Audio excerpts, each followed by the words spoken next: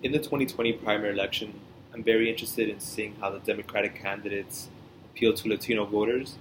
particularly when it comes to foreign policy and immigration.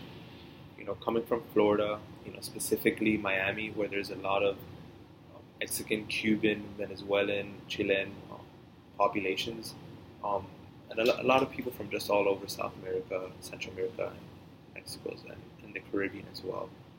A lot of them are in many ways single issue voters, depending on how the candidate appeals to them when it comes to policy to their country, especially in Venezuela with the dictatorship there, and a lot of the Puerto Rican voters that moved to Florida as well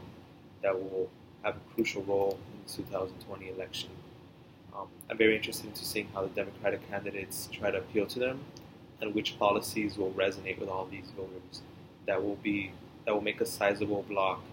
in the 2020 election, especially in Florida in the general election, with it being such a swing state and with it having so many electoral votes. Apart from that,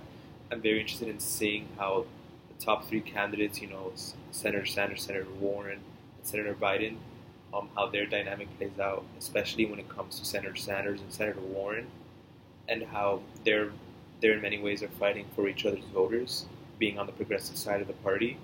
and how that will play out, and whether it will affect Vice President Biden's